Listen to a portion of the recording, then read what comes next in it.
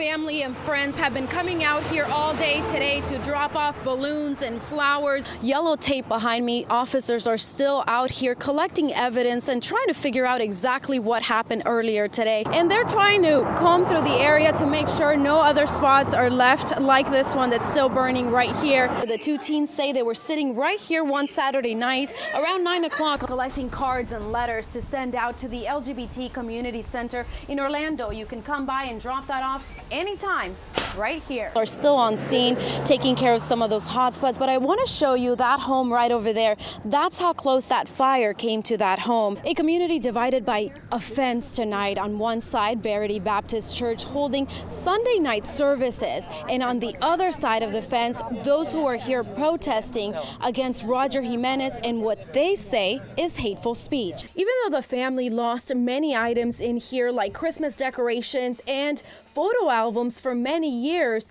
the family today is thankful to be alive. Pokemon has taken over this bar right here called Streets. Now this is just one of several bars that are participating tonight. And Wasim, how many Pokemon did you catch tonight? Yeah. Dad, you have to be very slow. Okay. Antonio Campos loves spending time with his youngest daughter, 9-year-old Fabiola. But every day he fears could be his last.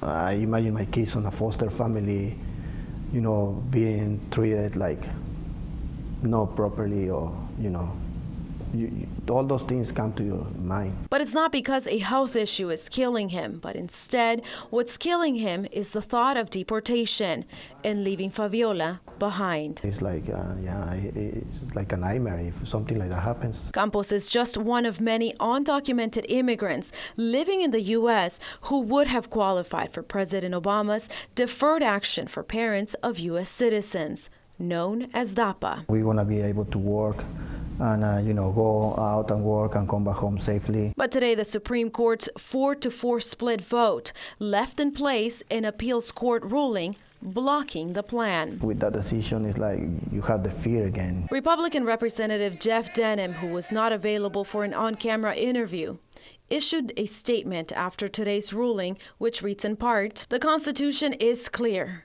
Congress writes laws, not the president." You're doing it wrong. Campos says he's not giving up hope. I have faith. That's the last thing you lose.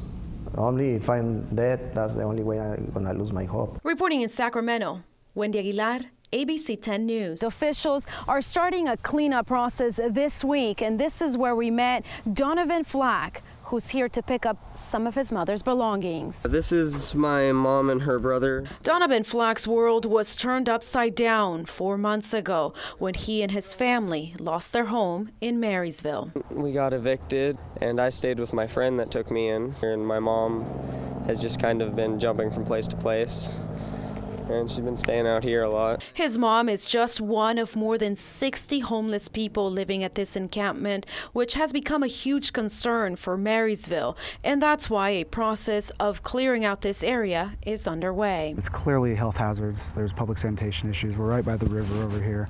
It's something that needs to happen. 14 Forward is just one of the newest temporary options available for the homeless. Help with substance abuse, mental health disorders, employment services. Flack didn't find his mother here today, but he left with her memories and the hope that she'll find the courage to move forward. You can get over it.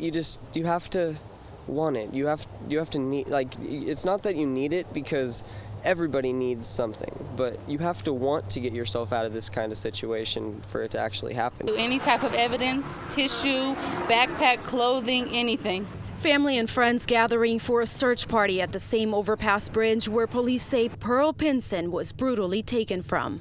Detectives have confirmed that the suspect in this case, Fernando Castro, was shot and killed in Santa Barbara County, which leaves Pearl's family with even more questions. We don't know if he killed her, if he just put her somewhere to scare her. So we have nothing now that he's dead. Investigators are not releasing much information on the suspect at this time, but they did say he has been in trouble with the law before. I believe he's on probation out of their county for some type of robbery.